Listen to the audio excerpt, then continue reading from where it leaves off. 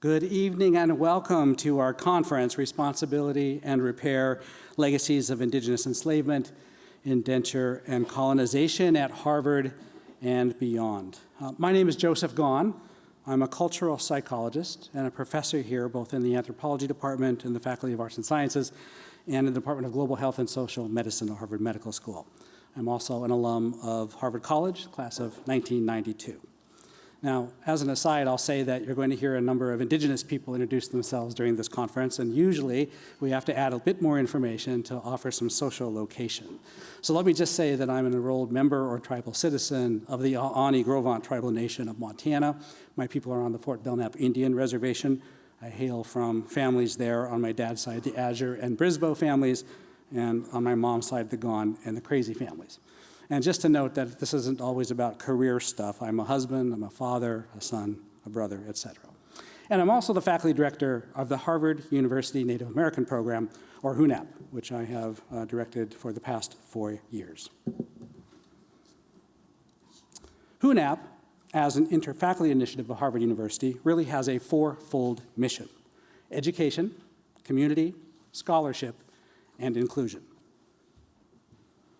We trace the origins of HUNAP to the Harvard Charter of 1650. And I don't expect you to be able to read this, but I will quote the opening text of the Harvard Charter. Quote, "Whereas through the good hand of God, many well-devoted persons have been and daily are moved and stirred up to give and bestow sundry gifts, legacies, lands, and revenues for the advancement of all good literature, arts, and sciences in Harvard College in Cambridge, in the county of Middlesex, and to the maintenance of the presidents and fellows, and for all accommodations of buildings, and all other necessary provisions that may conduce to the education of the English and Indian youth of this country in knowledge and godliness."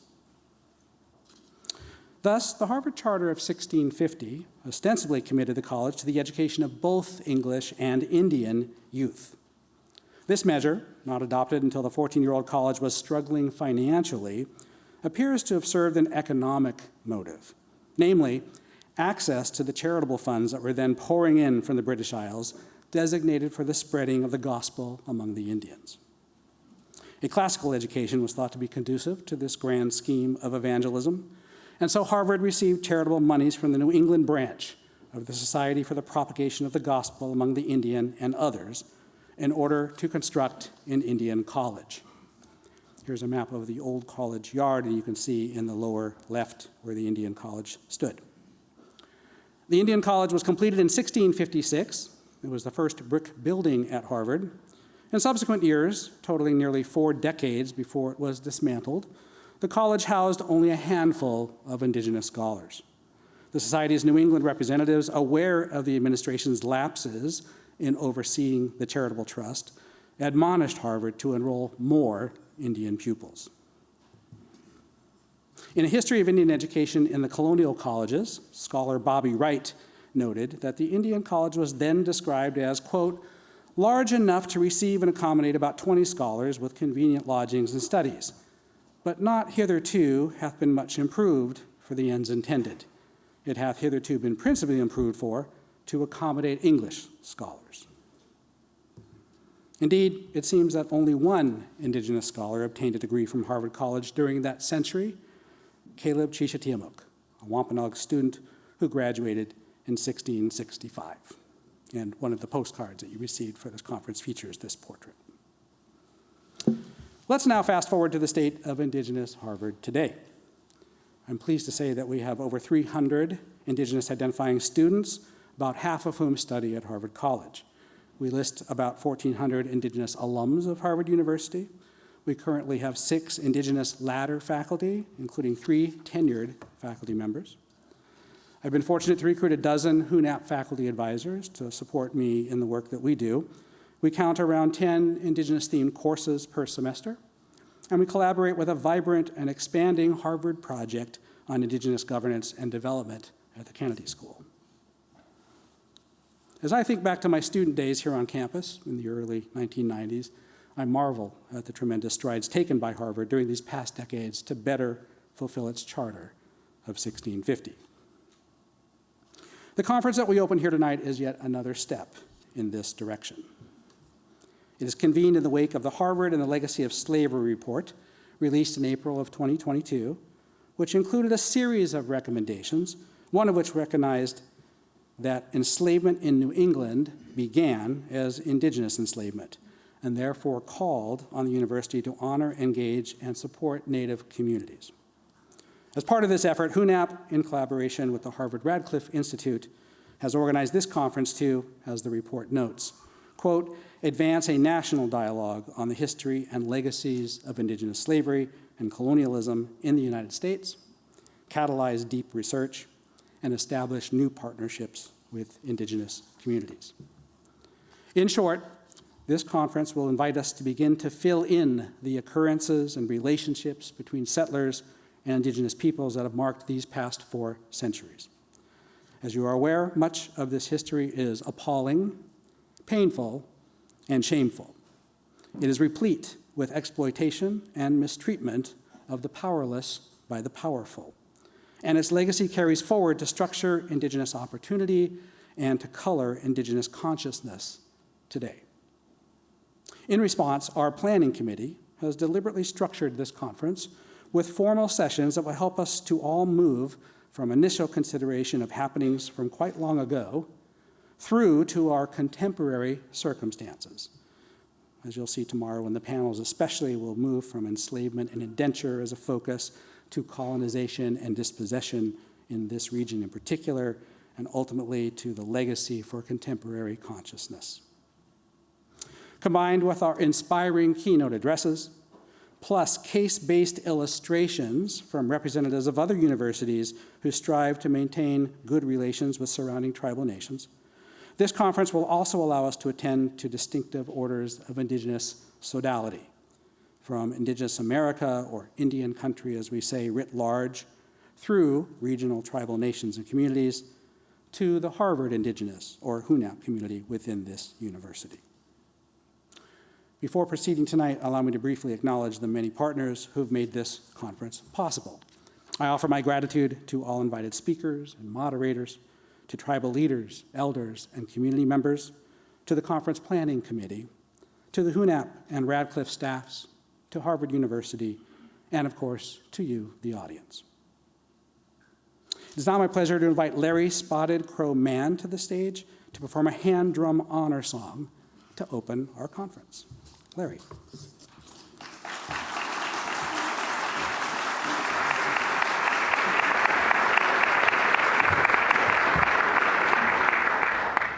Kunipiyam. Nino Kankanto Chokesichig. I'm Larry Spotted Crow, enrolled member of the Hassanimisco Band of Nipmuc people. And thank you all for rising. Didn't even have to ask. Wow, must be Indians in here.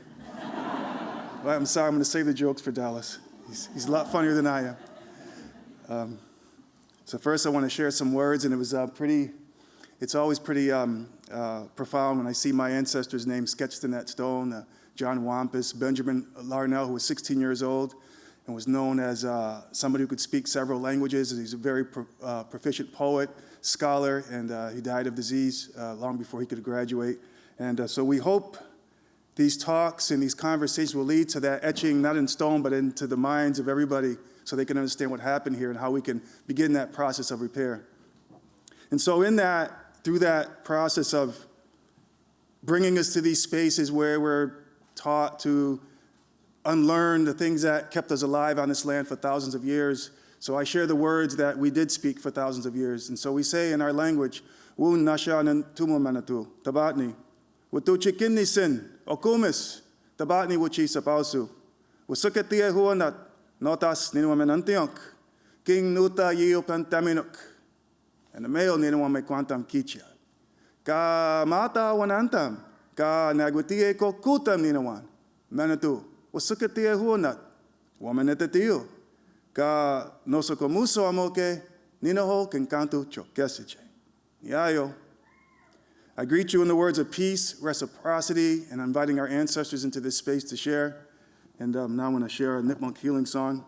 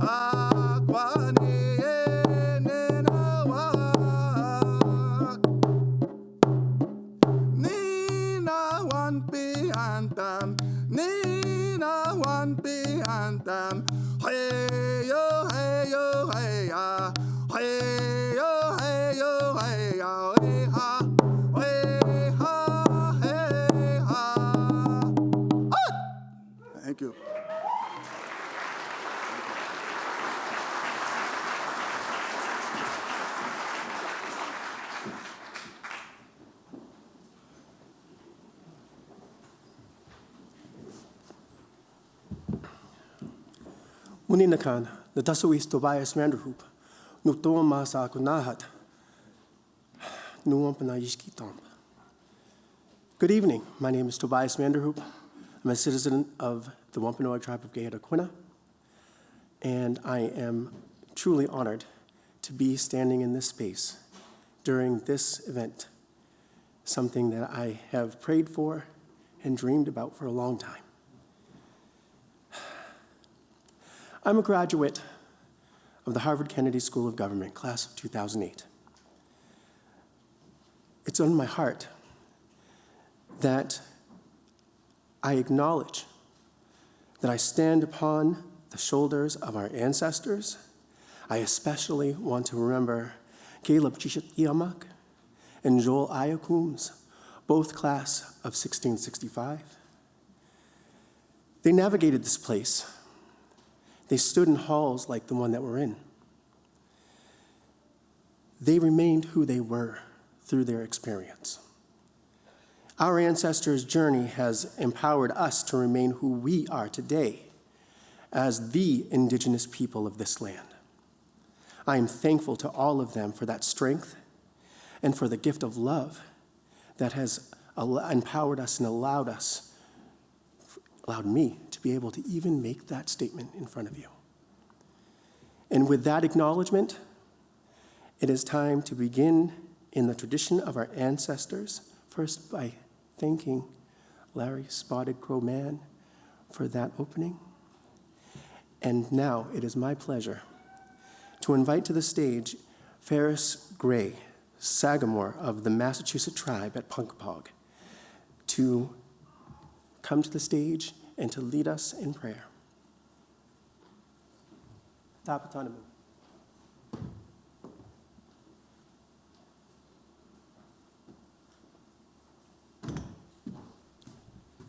Hello, everyone. My name is Ferris Gray. I'm the Sagamore of the Massachusetts tribe at Punkapog. Sagamore's war chief. Thank you for me being here. And welcome to the traditional homelands of the Massachusetts, the ground zero for the English invasion of all our indigenous territories. When an elder of ours asked me to say a prayer, I was like, nope, not doing it. Come to Harvard and say a prayer, I was like, no, come on, I don't want to do that. But I agreed to it, and the journey to get here, when I was asked a few months ago, was difficult for me.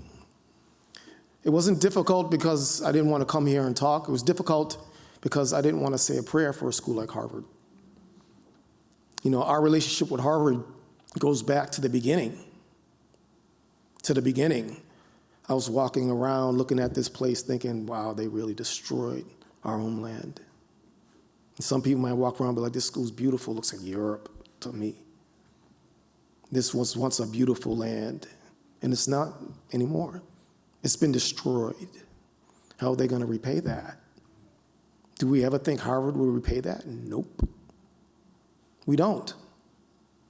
And so the kind of prayer I have isn't really a traditional prayer. It's more like medicine for Harvard.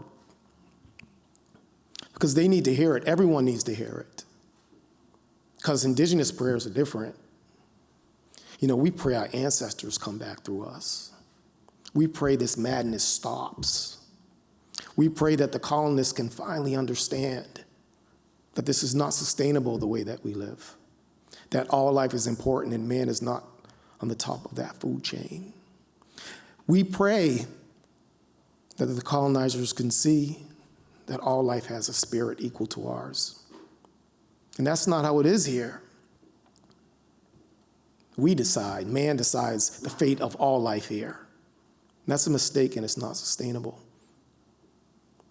So I'm praying that Harvard can understand that along with all the other colonizers here, because we do view them as colonizers, because that's what they are. You know, I pray that Harvard can return our remains to us.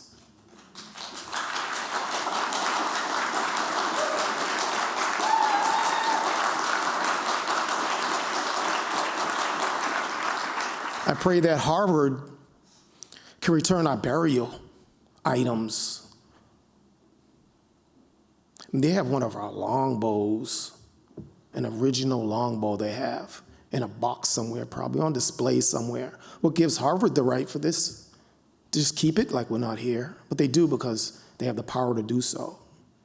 So I pray that Harvard can do the right thing.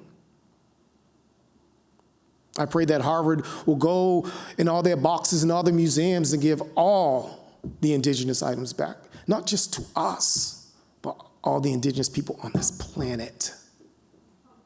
What gives a man that right to keep it when we're still here?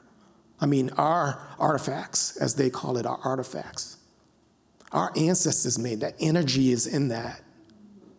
And they got it in a box, buried in some dark corner of Harvard for study.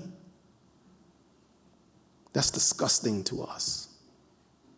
And so every time I have to come to Harvard, I'm like, oh man, I don't really want to go. And I meet some really nice people that work for Harvard, but when it comes to the decision makers, I'm not sure if I ever met one, but I'm not sure that I would even want to be in a conversation. Would they understand where we're coming from? And I pray they can understand, because we need them to understand. A long time ago, when the colonizers came here, they came here for our fish. First, they took all the fish. Then they came here for the trees. They took all of our trees. Then they came here for our land. They took our land too. Then they came here for our souls, and they took that too. And Harvard was at the beginning of that forced assimilation. We either assimilated or died. See, indigenous that survived here in praying towns, and Harvard was at the core of that. It was assimilation or death for us. There was no choice. So I pray that Harvard can understand the huge debt they have to the Massachusetts, the Nipmuc, the Wampanoag, and all the other indigenous people that they helped destroy, an ancient civilization. They called this place the New World. They were so mistaken. This is the old world. We're the old world, ancient world. Tens of thousands of years of knowledge. They try to wipe off the face of this earth, and Harvard was a part of that. So I pray that they can understand that. I pray that they can understand that we are part of this great creation. I pray that Harvard could understand that this planet we live on is alive, and that's our mother. I pray they can see that. And I pray that in the future, Harvard can have an honest conversation with indigenous people. And before I go, I just want to say that, when I read what this thing was, I was like, oh, come on, man, that's BS. That's not even real. I really thought that, honestly. What is Harvard really going to do? We'll see. We're asking, what are you going to do, Harvard? And I'm going to say it again. It's really important that Harvard returns our artifacts. That's really important. That's something that bothers every indigenous person in this room, is that they have our stuff. And so I thank you for this opportunity to speak, and I pray that all of you have a peaceful journey. Thank you.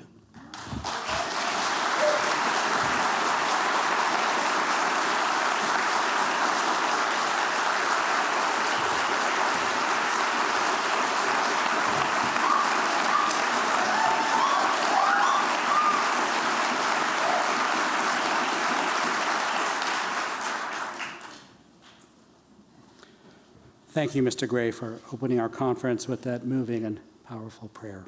Your words have touched us all. Allow me now to introduce our next speaker. I first met Claudine Gay 5.5 years ago when I was being considered for a faculty position here at Harvard.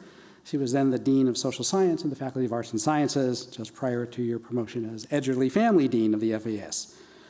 It was, in fact, one of the proudest moments of my time at Harvard when it was first announced last year that you would be our new president. So it's my distinct honor and pleasure to invite Harvard University President Claudine Gay to the podium to offer some remarks.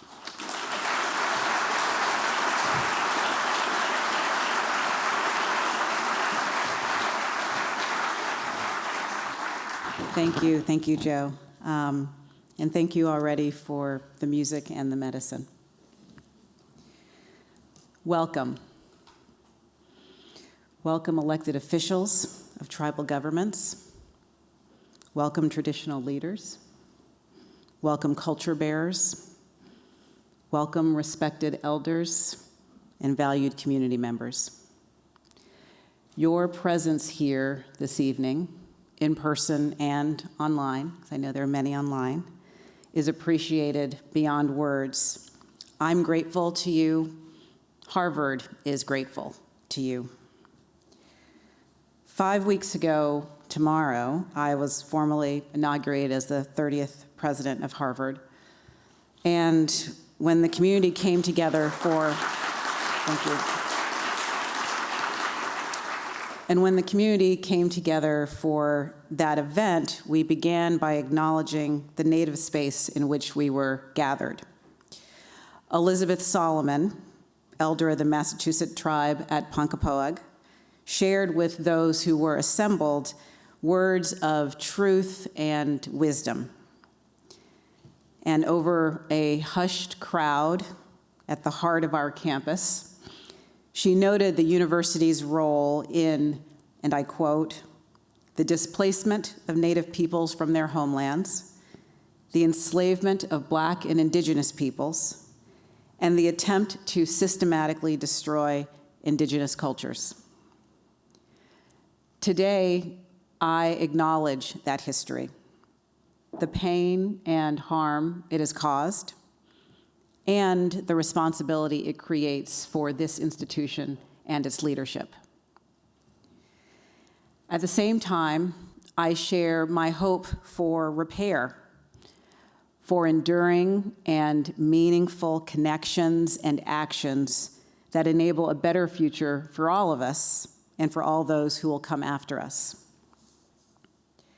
The Charter of 1650 and the Indian College form the foundation of our educational commitments.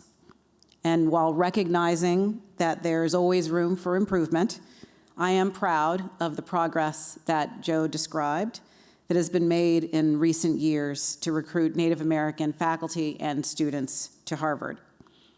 These scholars contribute to our mission of research and teaching, and they do so in the long shadow of past practices that dehumanized and objectified Indigenous peoples.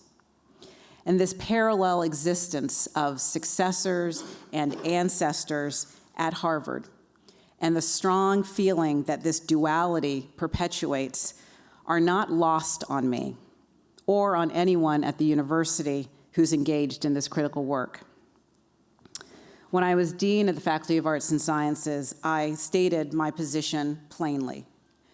Native American ancestors should not be in our collections. And I acted on that statement, doubling the size of the office that is working to expedite their return. The Peabody Museum is committed to partnering with U.S. tribal nations and honoring tribal timelines to complete the transfer of legal authority, control, and decisions about all ancestors and their funerary belongings, and to do so over the next 3 years under NAGPRA legislation. And to ensure that there's real progress in this, I've requested quarterly updates to make sure that this continues to move apace. I hope that Harvard can forge new relationships with communities that have been harmed by the university's past actions. And I understand the importance of building, maintaining, and strengthening those connections. This conference is an opportunity, one for listening and learning, but not for their own sake, but with the goal of action in the months and years ahead. So I'm honored by your willingness to be part of this effort, knowing the long road ahead of us. And I thank you, and I welcome you to Harvard. Thank you.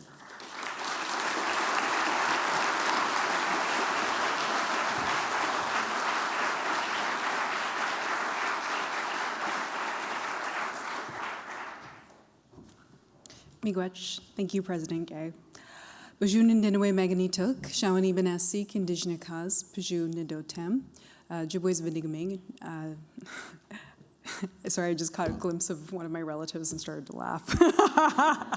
Jibwes Vinigaming Nindonji. Good evening, everyone. My name is Shawan Kinu, and I'm an assistant professor in the history of art and architecture here at Harvard, and I am a member of the Ojibways of Vinigaming First Nation in Northwestern Ontario. I'm also a member of the Lynx clan. So it is an honor to be here tonight for this historic event and to introduce our keynote speaker. Dallas Goldtooth is an organizer, a writer, an actor, a husband, a father.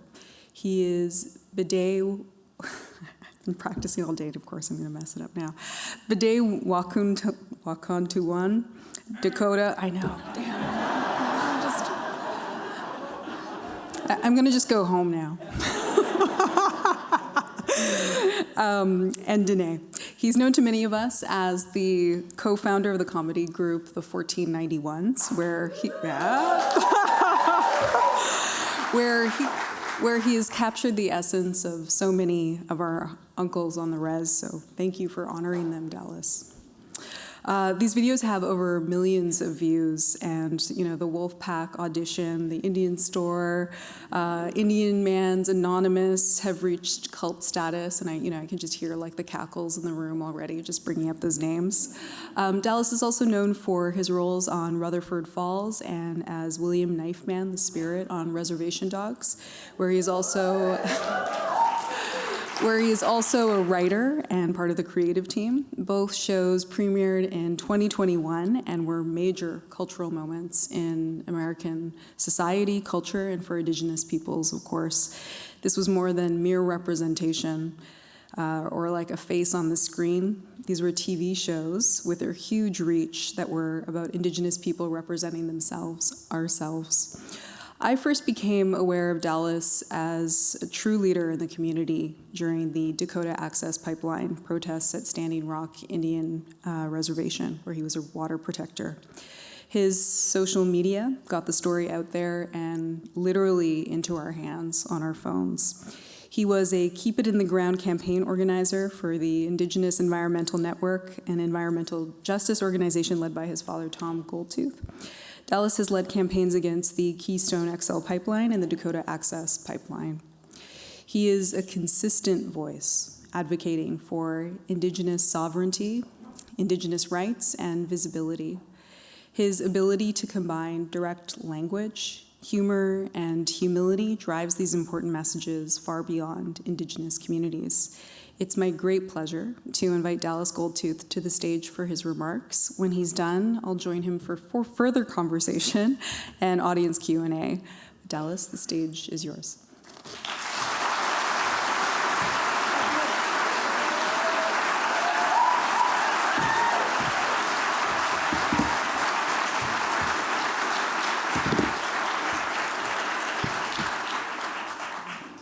Thank you so much. I'm going to ask all our higher-ups, administrators for the university here to please stand with me at this time. Please stand for all three of you, good job on behalf. We're going to have a traditional land back ceremony on behalf of the university. I've been ordained over the internet that I can do this. On behalf of the Mashpee, Nipmuc, Massachusetts. Sorry, I'm speaking on your behalf. I'm trying to get your land back, so you guys go on. Now, have a seat. That's okay. No, it's okay. You know what I often wonder about? I wonder how, a lot of us Indigenous peoples and scholars and academics, language revitalizationists, I don't know the word, I don't speak this language well. We all think about how did it used to be, What were we like back in the day? And I think about the first person that clapped. How fucking mind-boggling that would have been, right? Think about that. I'm Dakota. We sent some dude off to Washington to go meet with the Great White Father over there. He came back, and Chief's giving a speech, and our people are not going to give up this land. And the one dude that went to Washington was like, And everyone's like, what the fuck is this guy doing? What is that? Are we all doing this now? Are we all clapping? It's all right. What I'm saying is if you clap and if you're native, it's because you're colonized. And I'm judging you. And I say that now, when next time you clap, you're going to second guess yourself. Oh, fuck, he's right. Fuck. You're not supposed to whistle at night either, so then, hey, you're screwed either way. I am happy to be here. So good to be a part of this light conversation about the Israel-Gaza war. Oh no, this is not that taco. Sorry. That's right. This is the Conference for Indigenous Pathways to Traditional Sex Positions. Yeah, ending the missionary position is, I guess, the slogan. I am really happy to share this knowledge that I've obtained over the years of decolonizing the bedroom. No, it's not that. This is not that conference. Okay. All right. Snoods here. That's right. Oh, this is the right one. This is the How Fucked Up is Harvard's Past. This is that conference, right? Okay. All right, cool. The subheading scale 1 to 10. I say 9.5. I don't know about you. Man, am I mic? Oh, a microphone. No? Okay, no, I'm not. What was the mic? What was this for then? Okay. Harvard, man, y'all are fucking crazy. Y'all had the audacity to do a report, name a whole conference, Legacies of Indigenous Enslavement, Indenture, and you still got bodies in the buildings? You still got remains up in your, man, you guys are saucy. You gotta, it's a lot of courage right there. A lot of courage. I applaud you for the courage you took. My name is Dallas Goldtooth. I am Bede Wakantawa Dakota. That's Bede Wakantawa. You did a good job. It was funny is that she nailed it in the back in the green room. And it was unprompted. She was like, you're Bede Wakantawa, right? And I was like, oh shit, she got the name right. All right. And then she screwed up here. It's okay. It's happened. It's the nerves. It's okay. You're a Ojibwe. It's all right. I just forget it. We go back, way back. All great stories. I am a co-creator of the comedy group, the 1491s, and we actually came to Harvard some years ago. It was just two of us. It was me and my buddy. His name is Ryan Redcorn. Yes, he deserves one clap. Thank you very much. I hate the guy. I love him, but I hate the man. One clap for him. He's Osage, so now he's all big-headed now because he's Osage. They're all up in the news now.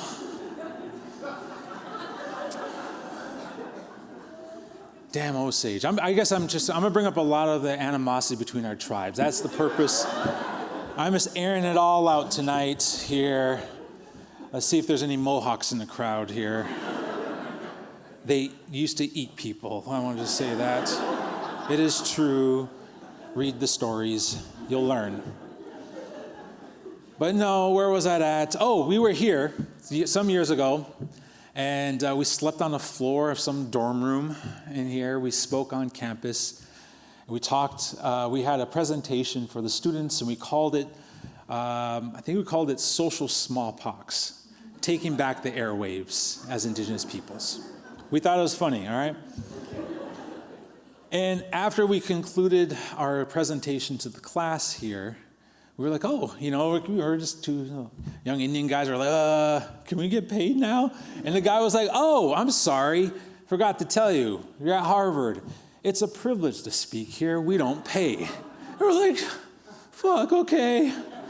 We're going to go now. But I am happy to be back in this place now.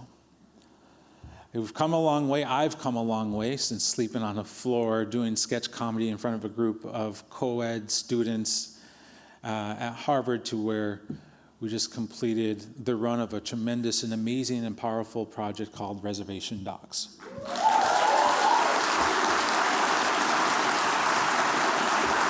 Yeah. And it makes me think so much, this experience. The first episode of Reservation Dogs, it was the pilot. We filmed it right during the pandemic. It was October of 2020 in Oklahoma. So everyone's nervous, everyone's panicking about the world and everything, and rightfully so.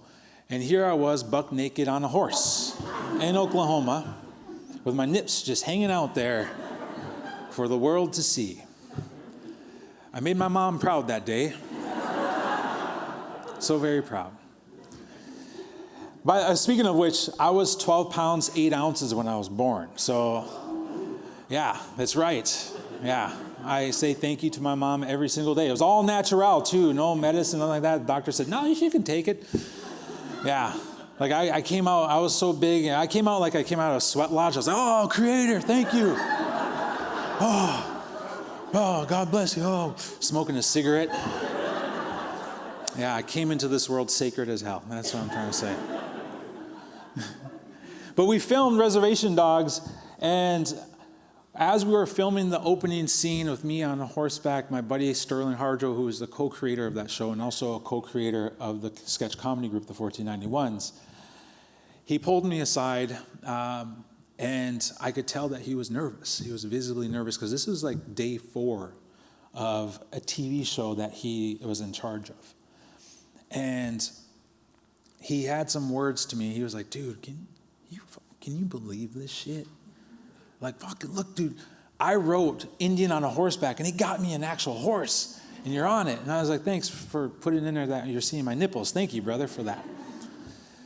But we had a moment of realization of the journey that him and I as brothers have been on, and the journey that we as creators, as Indigenous creators and comedians and storytellers, that we were fortunate to have the gift to share a story with the masses, a story that rang true for us and hopefully rang true for Indian country. The challenge of telling such a story is you don't fucking know, you can't speak for everybody. But we did the very best from speaking from our experience, our respective experiences as Indigenous storytellers and writers. So, in my journey as a comedian of the 1491s, I've had the immense privilege of traveling all across Indian country, from Mashpee territory, from Mashpee all the way out to Alaska, up to Gwich'in territory, on the north slope of Alaska. And through all those journeys in Indian country, I'm going to tell you that we are a beautiful and diverse people as Indigenous peoples. And we are dysfunctionally humorous and funny as hell. And I'm going to tell you what, no matter where you go in Indian country, you're going to find the same characters and the same funny-ass uncles who think they know it all and will not blink an eye at trying to get onto the microphone should you give them the chance. Doesn't matter where you're at in Massachusetts or you're out in Washington State, if you say in front of a bunch of Indians, all right, who wants to come speak on their microphone? Guaranteed, there are 2 uncles in that room that everybody else says, please do not let them speak. I swear to God, do not let them speak. We will be here for 4 sacred days, hearing them talk about their deeds.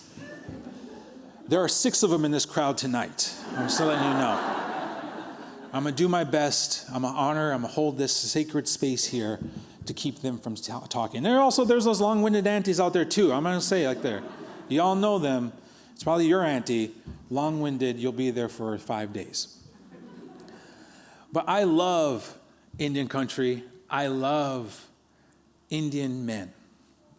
I love our dysfunction because it is exceedingly hilarious how dysfunctional we can be. And I love this thing whenever there's an Indian guy and he's an old Indian man. I'm getting that age now where I'm an Indian uncle where like I start to just, for no reason, just adjust my belt and go, You know those Indian guys are always like, you get up and talk, they're like, and they say the weirdest shit like, before I say anything, I'm gonna share a few words.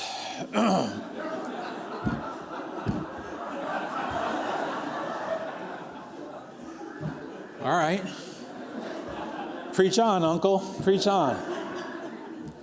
I love those uncles. Love them. The war stories, the deeds that they have done, all the bad examples. And so when you see my character on whether it was the 1491s or whether it's a spirit on horseback, what you are seeing is basically all the bad examples I've ever learned from every uncle in my life put into one character. And my favorite one, my favorite character, is the powwow MC. The powwow MC, whether the tribe practices powwows or not, so for the non-natives in the audience, powwows is not practiced by all tribal nations, nor was it a traditional practice of social dance. But it has become pervasive and it's all over Indian country. But the powwow MC as a character is everywhere. And it's grounded in community. The powwow MC is the person that speaks on behalf of the family or speaks on behalf of the community, the voice of reason, but has now become a weird, like a super chiefy Indian. And I love watching that transformation happen. When you give an Indian man the microphone and they become, in that way, I want to talk now. I'm going to share some words. I love that transformation. The powwow MC, yeah, in that way, yeah. In that way, Like if you're not native, you ever watch the Indian guy, they make some weird noises,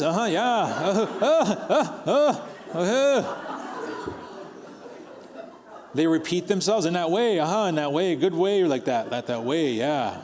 That red road there, yeah, good way. I wonder if those MCs, if they practice that voice, do they practice it? I mean, come on, they got to practice, and get up in the morning and they're looking in the mirror like, at this time I want to brush my teeth in that good way.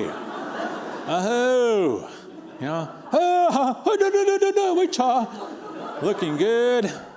They're driving the drive-through. At this time I want a double quarter pounder for the next 4 generations of life. In that way. Thank you, Creator. Are they in the bedroom trying to spice it up? Can you imagine how annoying that would be? Grand entry time, powwow tonight. What I love is that a lot of non-natives aren't going to get those jokes. I loves it. There's a character, the powwow MC is a character I played in 1491's the old videos. If you're not familiar with it, we used to make YouTube videos. And where it started is my brother Legacies. We grew up with each other. It's straight up like the standard Indian, native family story. His mom shacked up with my dad, and they shacked up so long everyone thought they were married, but they never really got married. But they were Indian married, you know what I'm talking about? That's what it is? Yeah, you guys know. And so my brother Legacies, we always wanted to make movies. We always wanted to tell stories. And he took the chance and moved out to California and tried it out. Struggling artist, didn't make it, came home, was all dejected. He was all sad panties dude, all sad. And I was working for a youth program at my tribe, and we had a camera for like some elders program or something like that, and I stole it. And I was like, I'm gonna go see my brother and bring a camera. And I went to go visit him. He was up in Red Lake on the res in northern Minnesota. And I was like, hey man, let's just make some videos together. And so we started making little sketch comedy videos in our backyard, something that made us laugh and made us have a good time. We showed it to our family, they liked it. We posted on Facebook, folks liked it on there, and we just kept on making it. And later on, we met some brothers from Oklahoma, and we kept making videos together. And we started traveling across Indian country because other Indians liked it. And that's the road that we took to get to Reservation Dogs. And the journey, something I learned out of that journey is that there's an inherent power in building something together. There is an inherent power in collective action. And that institutions such as this, historically, have been designed in a way for us to think on an individual level that has been so counterintuitive to our experience as Native peoples. It has completely been counterintuitive to our experience as community. And that when we talk about, responsibility and repair, it's a conversation around accountability. And what is accountability in my limited perspective, however way you want to take it? I feel like it's about minimizing and stopping the internalization of how we oppress ourselves and those around us, and building awareness to work collectively towards justice. It's not an individual task. Accountability is not an individual task necessarily when we're talking about social injustice and the harm perpetuated by institutions.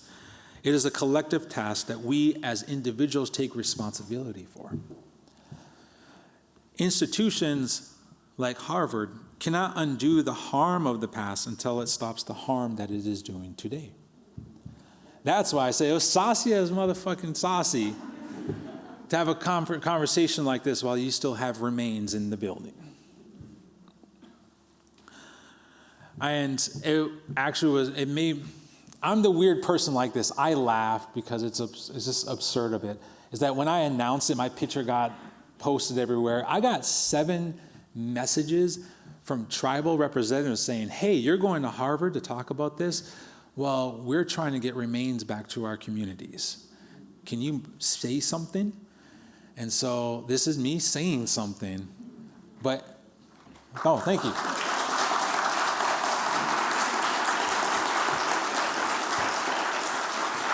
But it's quite obvious I don't need to say something because they already know they fucked up. There's a whole report about it. You should read it.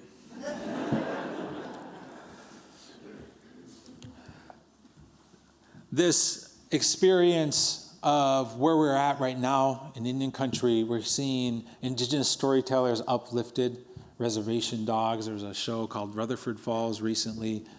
Sadly got canceled, but it was another prime mainstream show. That was pretty fun to make because it was based like in the East Coast, but they couldn't really say where it was. But people are all guessing, like, oh, I think they're talking about Mohawks. I don't know if they are. I think they're talking about this. And it's always fun when Indians try to guess that stuff. And I feel like we are not at a place where we have peaked in this experience of indigenous storytelling and taking over the airwaves, nor are we at a peak when it comes to the Native Academy. I think that we are continuing to build upon the power of those who've come before us. So that's pretty awesome to see and pretty cool to be a part of. And I also want to share some knowledge that I've gained over the years. And so I've collected some questions from the crowd before we started. And, I know some people, when they get up and talk before, I don't know if you non-natives may not know this, but it's a typical thing. A Native community, when you get up and speak, you have to excuse yourself in front of the elders. I don't do that. It's because I know there's some elders in here who have done some pretty freaky stuff. They've done some things in here that they can't be embarrassed anymore. So those freaky aunties and uncles in the crowd, I applaud you. Thank you for the freakiness that you've carried with you. And look at you now. You're wearing your town clothes. But in my journeys, I've learned and come to learn many great things. And so I've taken some questions from the crowd. And I like to call it Res Love Line, where I answer good questions about sex and relationships. As an Indian man, I know everything, so just bear with me here, okay? I've learned many things. So one of the first question that came up to me is, Woody from Aquinnah, where's Woody at? Where are you at? Okay, well, Woody from Aquinnah says, what are some traditional sex positions? Oh. Well, I am really happy and proud to hear Aquinnah taking the step towards decolonizing themselves. You know, there's a couple that come to mind. It depends on where you're from. You know, different tribes have different ones. You know, there's the Hopi half stack. You know, it's a group process. You know, it's a group process. You know, there's the one where, you know, you're on. Just bear with me, or like you're on. You know, the partner's on top, and then they fall asleep. That's the end of the trail. That's that one. Yeah. And then you shake them up. You wake them up. That's the second step. That's the idle no more. That's the one. That one. That's a dated joke. That's an old one. So yeah, we got to end the missionary position. You know, that's decolonize the bedroom. So there you go, Woody from Aquinnah. Chiefy from Mashpee. If you don't know, Chiefy is the one here in the Western shirt here with the bulging biceps. He doesn't need the flex. He just looks like that all the time. He asked, what are some traditional ways of contraception? Oh, it's good to know. I don't know if you really need that anymore, Chiefy, but what you don't, like I've learned this, is just you just smudge it off. That's what he does. The sage. That's what the sage is for. 4 times, back and forth. It works 40% of the time, but nothing's perfect in the Creator's eyes. You know, that's the way it is, Chiefy. Just smudge it off, okay? Smudge it off. Smudge the chief off, Chiefy. That's what you do. Joseph gone. Joseph? Faculty director of HUNAP. Oh, Joseph, good question here is how can I spice up my love life? Now, well, I take my socks off. That's that first step. You know, send the signal that we're ready, you know. And if you really want to get spicy, you know, you want to send the signal like, oh, we're getting down tonight, you put the baby in the other room. Yeah. Yeah. Turn on the fan. That's old. That's an old Ojibwe teaching there. Turn on the fan. The white man got that from the Ojibwe, the fan. They got it from them. Another one from Aquinnah, William Pacheco, I don't know, is asked, where can I meet a white woman? I guess, whatever floats your boat there. Buffy St. Marie, I guess, you know? Yes, too soon? Too soon? Okay. No? All right. I wanted to do that one. I guess what I'm saying is I have no fucking clue why I'm up here. Or what I'm talking about. I'm just a humble Indian man. I'm so humble. You just go ask other people and they'll tell you how humble I am. I'm proud of my humility. That's the way I was raised as an Indian man. I just try to do my best. Do right by Sky Daddy up above, you know. And with that, I just wish the very best to this community and the invocation that was brought into this space to do better. But to do better together on a collective level. Because that is truly where power exists. That's how we existed as Indigenous peoples from time immemorial, was in the collective. I appreciate the power of community in this room, and I recognize the community in this room for holding the ground, holding the line.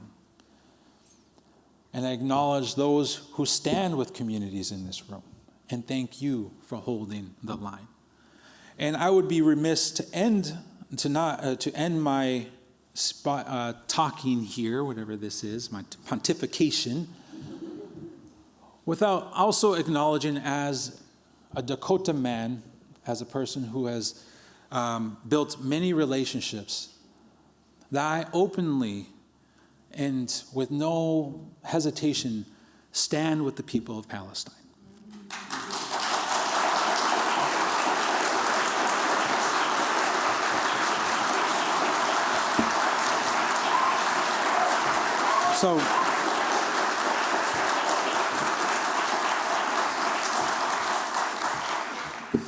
So those are my lessons. There will be notes in a test in 4 days to come.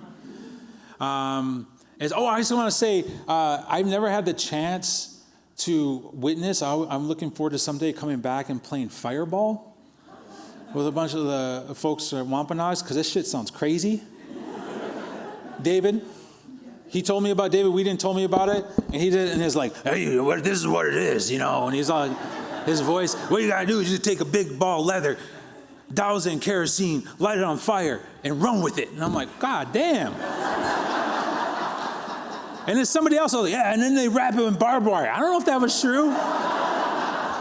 That sounds like some BS to me. But no, and they were like, yeah, you wrap it in barbed wire. Yeah. And then you poke each other in the eyes with it. That's why all those mashed people are all blind. We can't see. Can't see nothing. So I look forward to dying playing Fireball someday down the road with our Wampanoag relatives. And with that, thank you so much, and I appreciate it. I'm going to have a conversation over here, so thank you.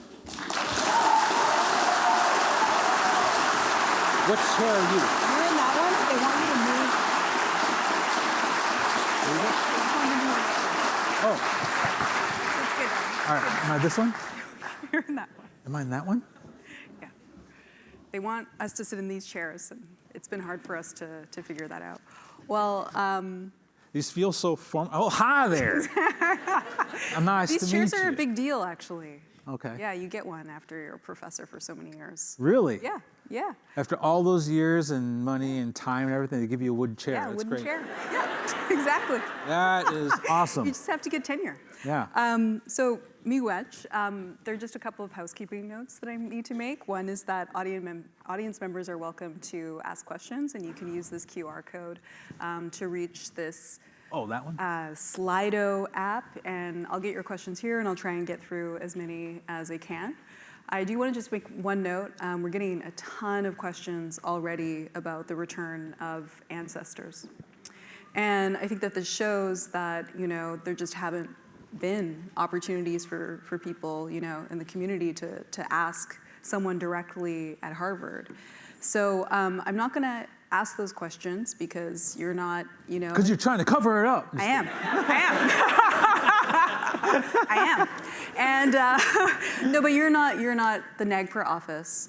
And I know many of the people in the room who, they're eager to get to this work. And I think they'll put out a statement and make it easier they'll get in touch. They should get in touch. So I'm sorry that I won't get to those questions, but I want to focus on things that have to do with you.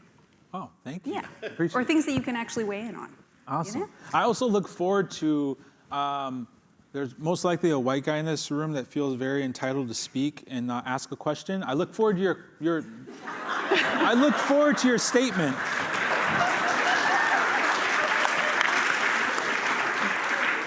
Your non-question statement, I look forward to it.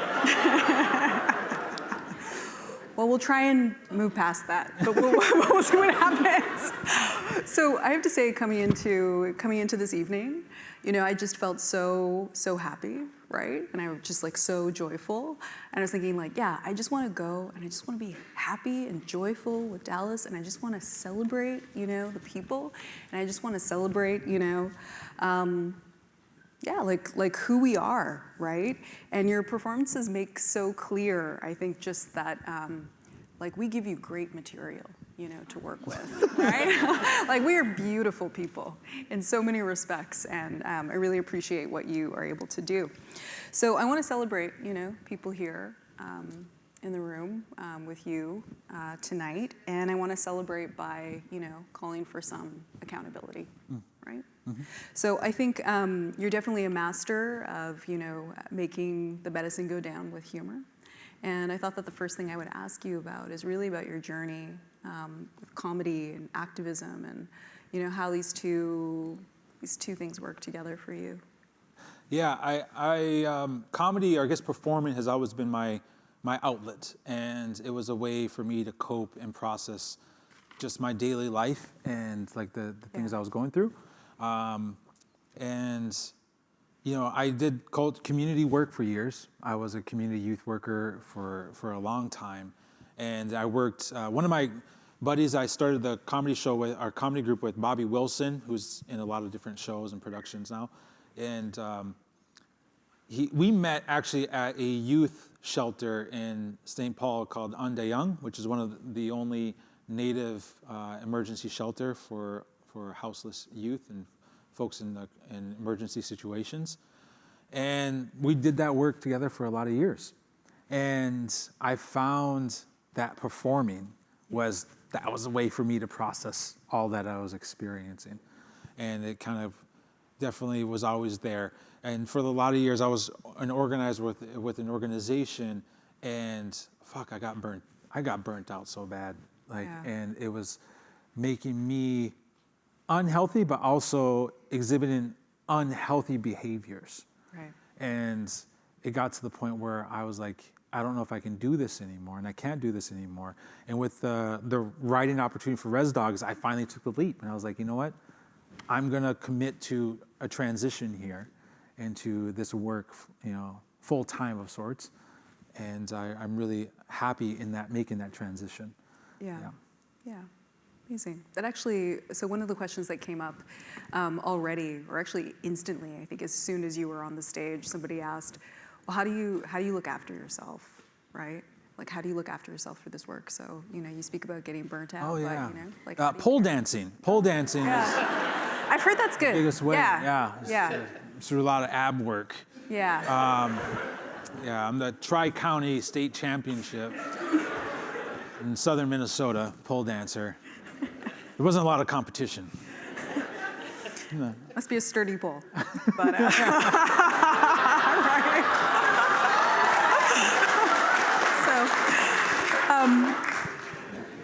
when we stop talking about pole dancing, I'll just say, that this is a pretty big conversation that we're having, actually. And, to my mind, and it was really kind of only setting in for me today, I have to say, just the magnitude of this conversation. This is, when I think about it, and I've been here a while, this is the first time that Harvard is really beginning to ask kind of essential questions about itself and its founding, and trying to understand its role in colonization here. And it's a history that's known by the communities here, right? The ones who are living in, and the ones whose ancestors have lived it. And it's understood by scholars here and there, but not by the institution, let's say, at large. And so, while I was thinking about all of those things, I kind of came down to this thought, which is just that this is the beginning, right? Like, this is the effort to understand, where did that $53 billion endowment come from, right? And so we'll talk about land back, I hope, and land theft. But I do want to mention, before we get into some of these more nuanced parts of the conversation, that the report of the Presidential Committee on Harvard and the Legacy of Slavery is really, the foundation of this, and the beginning of understanding how Harvard was complicit and benefited. That's the language that's used. Complicit and benefited from the enslavement of human beings, of people of African descent, and in some instances, indigenous people. So I just want to say also that those two categories are not mutually exclusive, right? Like, we're kin, but also we're the same people sometimes. And, before we came out here, we were having a conversation about, living through this time of a political and historical reckoning, right? And there's a curiosity, right, about our past that just didn't exist probably when you and I were kids. It just wasn't like that. And you're from Minnesota. So that's what my question is about. Minneapolis is so many things, right? It's the city of Purple Rain, of Prince. It's a city of the Dakota. The Anishinaabe are there. It's the city of George Floyd as well. And it's not so far from Standing Rock.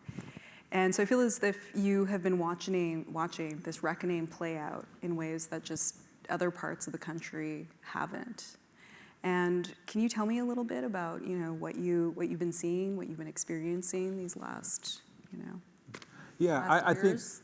I think first it's always great to acknowledge, or it's good to acknowledge that the efforts thus far put forth by Harvard or institutions should be seen as the floor, right? Yeah. It's the very minimum, and that there's always more that can be done. And that goes for so many of the other aspects of our society and the work to right the wrongs. And you know, it actually makes me think about, like, it's something I guess I like to acknowledge in the comedy that I like to participate in, or the comedy that I do. In many ways is me processing what it means to be a Native man, right? And like ingesting all this shit that I've learned about what it means, and then also me processing that and then kind of regurgitating it back out. And it is, you know, there's work to be done there as well as a man. And the effort I like to see I put in is the very floor, and that there's always something you could do more to acknowledge the inequities within our communities and families. And I think really what what's the intersectionality? I didn't know that fucking word. I feel like I'm an old person now. I'm like, man, they're just making up words. I was like 28, you know, I'm like, we done known that. It was just something else we called it. But I am very hopeful because of the pace at which the communities are normalizing language that gets us to the goal of correcting harm, right? And, you know, being from Minnesota, growing up in Minnesota, I was immersed in Minnesota nice. I grew up in Southwest Minnesota, where it's just nothing but cornfields and a couple of Indians, right? It's like, we're my tribe is a small res. We're a tiny res in Southwest Minnesota. It's like a dash of pepper on an ocean of salt, if you can make it. Just white farmers and sugar beets, as far as you can see. And, but over time, because of the dynamics of capitalism and globalization, you have migrant workers from Mexico coming up. You have migrant families from Somalia and Ethiopia moving in Minnesota. You have Southeast Asian, Laotian, Hmong communities. And so like Minnesota is like this true hodgepodge of like refugee, native, and like settler society all in that one spot. And it's a place I'm really proud to be from, and it's a very complicated place. And I think it really feeds my want to tell story, but also not be afraid to complicate the story that I'm trying to tell. Yeah. And I have no idea if that answered your question. Well, I don't remember my question, so it's okay. It was a great question. No, I do remember my question, and yes, you did start to answer it. But basically, you know, I think in terms of what I was asking about Minnesota and what you've been seeing over the last few years, it's to try and understand what you've witnessed in terms of like the growing pains of institutions, right? Mm-hmm. So I've seen, you know, I think we've all seen that the lake, you know, its name was changed, right? That's right, renaming the lake, the park systems. There's a lot of, I definitely do see growing pains and growth in many places. I went to UC Berkeley, so I was educated at UC Berkeley. A lot of folks know about the Hearst Museum. A lot of folks know about the remains of the same issue there. It's the university refusing to give up remains to California Native peoples. And it's the same BS excuses and reasons that they gave for time after time, like, oh, you're not federally recognized, or you're just state recognized, or we can't tell you which specific tribe this belongs to, all the same stuff. But it has been changing and growing because you have people taking power within the institution, but also demanding power from without, like demanding that they have a say in what happens. So I feel like there has been a lot of great momentum in a lot of these spaces. But again, it's still needs a lot more. Yeah. Do you have any good stories about disasters? Disasters and reconciliation, maybe. Well, there's this movie called Final Destination that is like gets my mind every single time. Yeah. Kind of what not to do. Yeah. Who remember Final Destination and the water bottle beneath the gas pedal? You guys remember that? All right. Okay, I'm the only one that watched it. Okay, all right. And all snoods up here in Harvard, all right? Yeah. What were we talking about? You don't want to take the bait? No, I was going to ask you about, like, have there been some kind of hilarious stumbles, heartbreaking and hilarious stumbles along the way, efforts by institutions to get things right and just not, What can we learn from that? I mean, the one that it is so dumb, and it just, I couldn't help but laugh, is the Walker Art Museum in Minneapolis some years ago decided to commemorate the mass hanging of the 38 Dakota men that happened in 1862. It's still on the record, largest mass hanging. They hung 38 Dakota men, some of which were my ancestors. And they decided to commission to replicate the actual gallows that people could climb on and walk on. They were going to recreate the gallows that they hung 38 of my ancestors on. And it's absurd to think of all the checks and balances that had to go down the line. Yeah. For them to submit the project idea, the concept, the money. They built it. Like, they literally got to the part where they built the structure. I mean, we burned it down, but it still got built.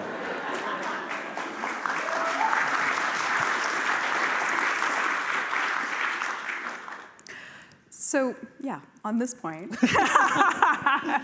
we burned it down. But there's a tendency within, let's say, well-intentioned institutions, right, to ask the group that they harmed, right? Like, what should we do, right? And like, to quote something, one of my favorite quotes, it's like, you've got to help us. We've tried nothing and we're all out of ideas, that of course. So Robert Redford said that, I think, right? Yeah. Or Ned Flanders' mom. Actually. Okay, all right. Yeah, that's who said it. Same difference, okay. But this also extends to the individual too, right? Like, people are lost. They, I want to consult the community, but I don't want to burden the community, right? What's the right thing to do? Do you have any thoughts on that? I mean, there's no straightforward answer. Every community is different, and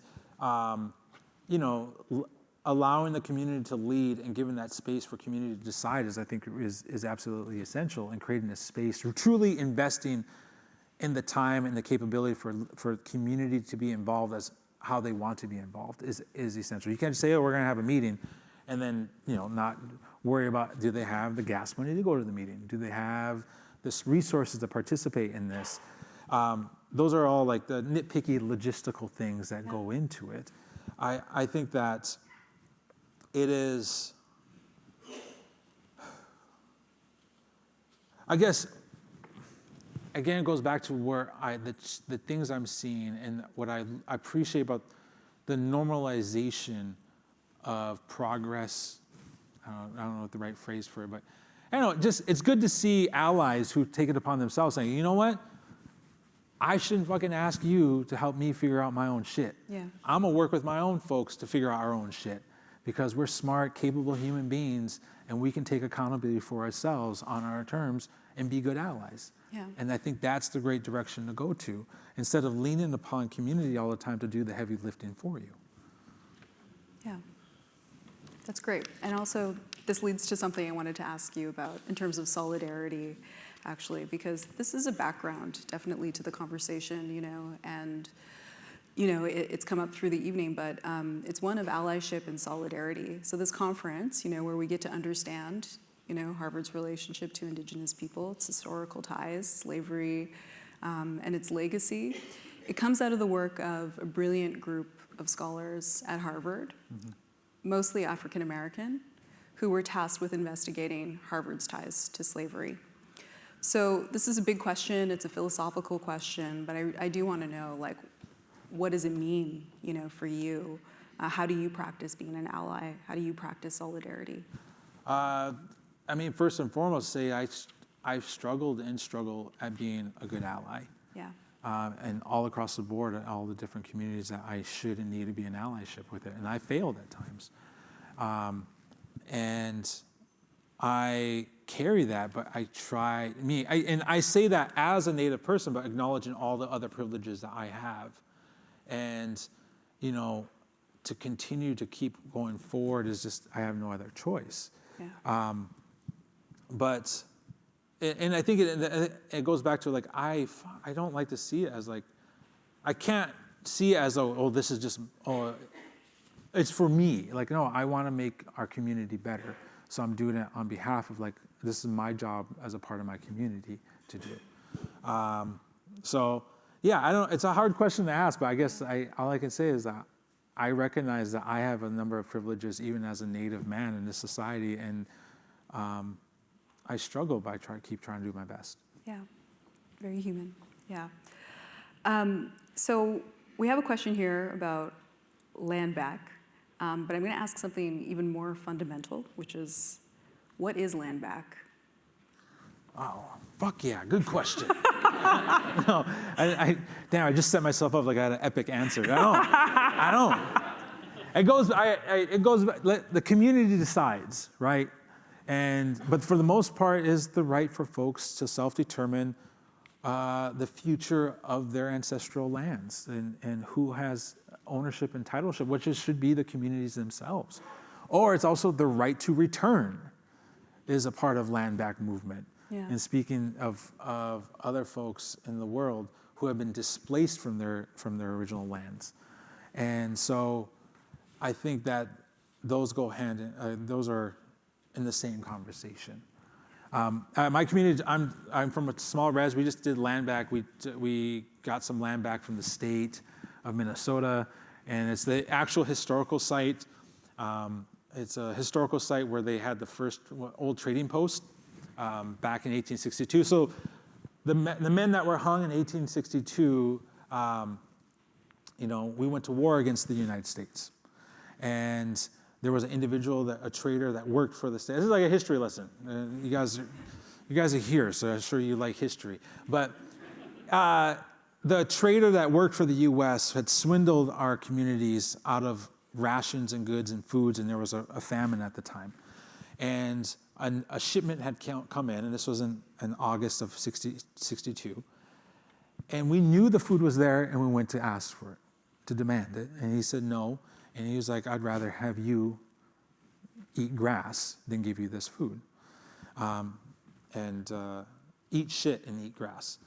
And some weeks later, when we burned down the fort, they found his body with shit and grass in his mouth. I'm pretty proud of that. But that site is now in community control. Like, we have taken that site back, and the interpretation of that site is in the hands of the community, rather than the hands of settlers who interpret it in the way that they saw fit. So it's great. So what does it mean for Harvard, like an institution on this scale, to take responsibility?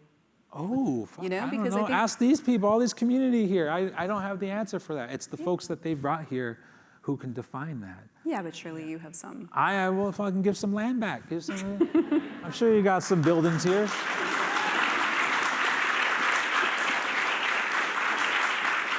I also think that a part of land back is a part of that movement is what I had messaged before, is you can't atone or seek to address the harms of the past without stopping the harms that you're committing now. And that includes the usage of endowment money to commit war.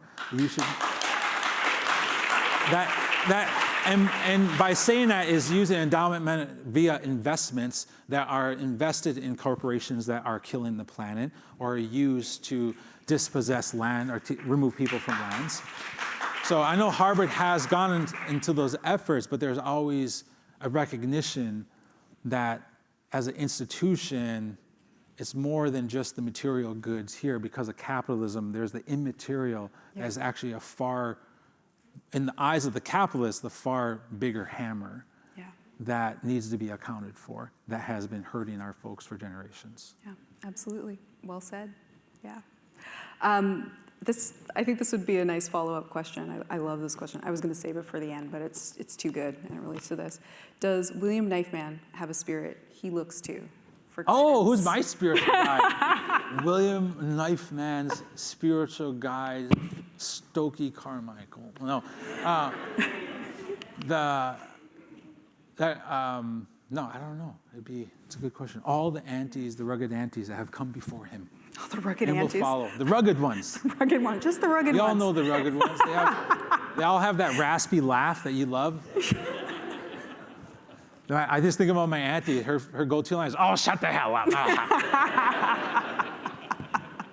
And my auntie Georgette, she's my favorite one. "Oh, shut the hell up." Here's another great one. I'm a Karen. Sometimes I do ask to speak to the manager. Do you have a message for the Karens? A message for the Karens? Damn, LA? you own that, didn't you? I am a Karen. Stand with me. Yeah. Yeah, all the Karens, please stand up. You know what? I recognize I'm a Karen at times because I'm a dad and I see other kids just wilding out. I'm like, man, fucking somebody come talk to these kids. Or I'm going to talk to somebody here. But I like to think that's Indigenous Karen, like we take care of our own, right? Karen. It's like, come take care of your kids.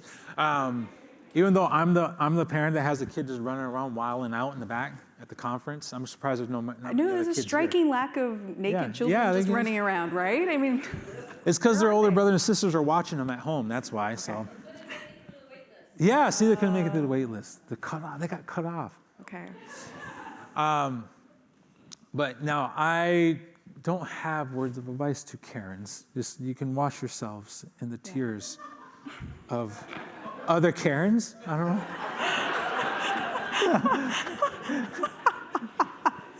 It's the most powerful medicine if you don't know.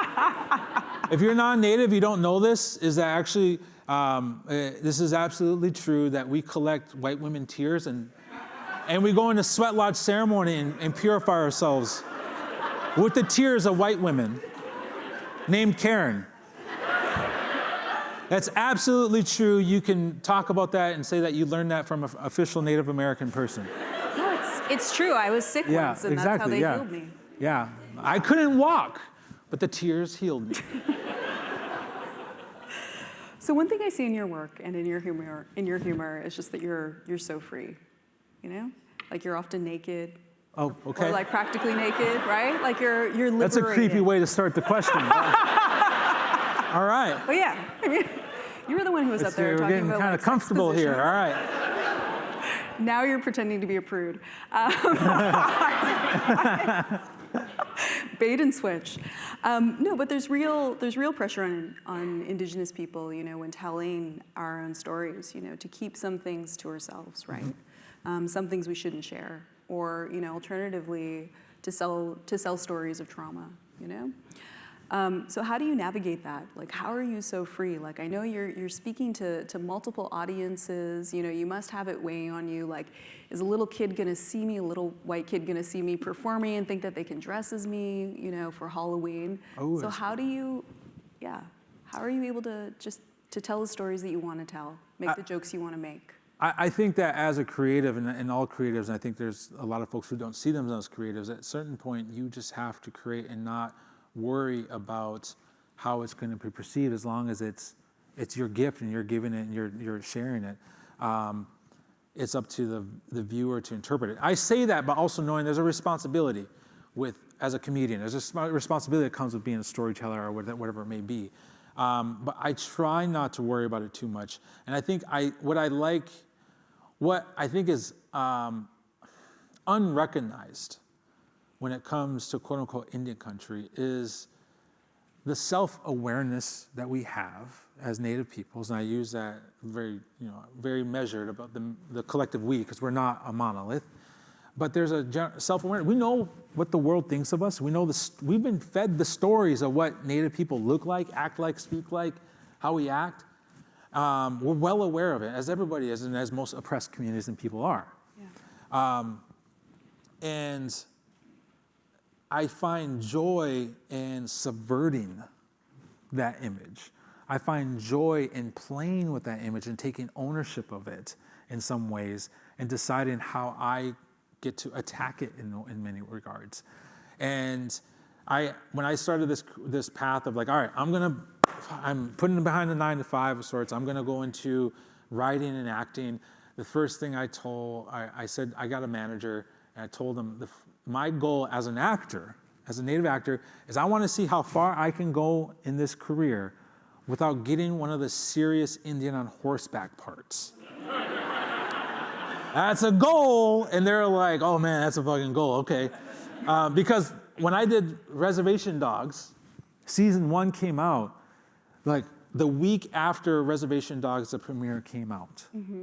I got 5 roles offered to me, and they're all Indians on horseback, 1842 kind of thing. And they're all serious, and they're all like Indian number 1, Indian number 5 kind of stuff. And I was like, nah, like I'm good, and I'm in a position where I will say no, acknowledging that there's a lot of actors and actresses who didn't have that choice in the past, right? Yeah. So I think I love to be contrary, and I think there's a power in being contrary. And I think that a lot of our folks are getting to a place where we're acknowledging like that shit's real, the fear of airing out the dirty laundry. Yeah.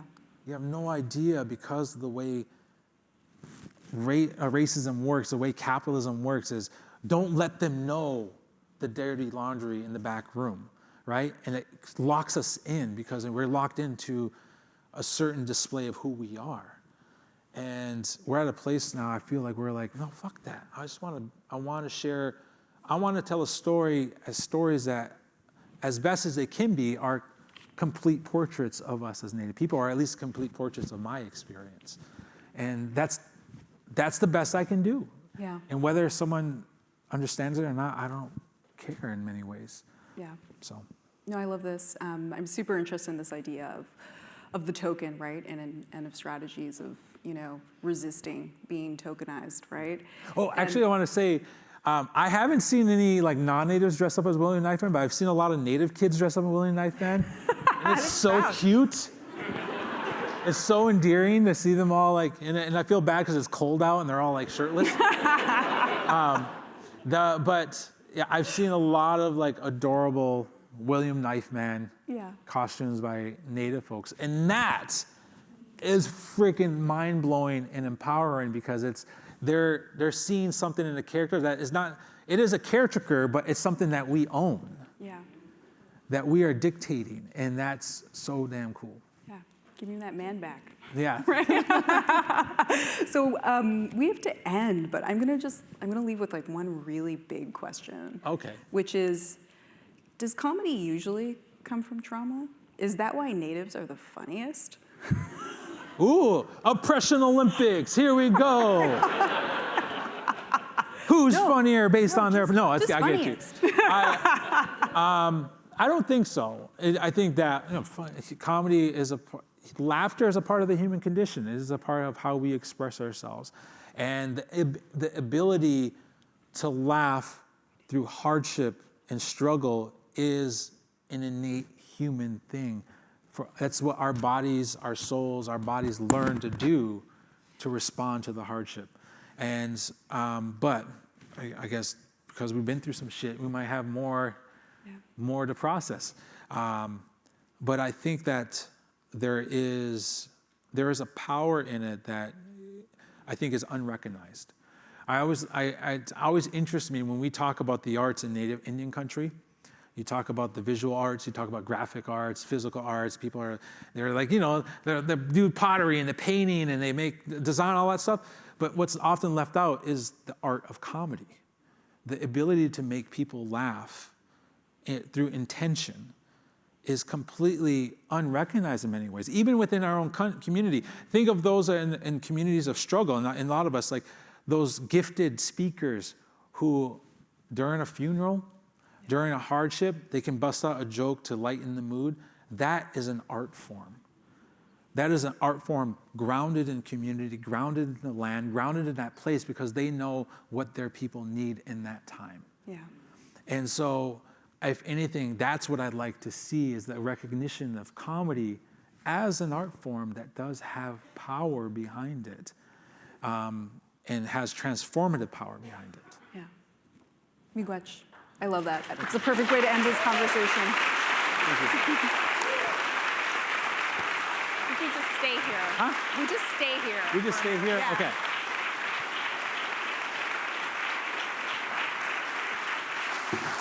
That's awesome. Thank you.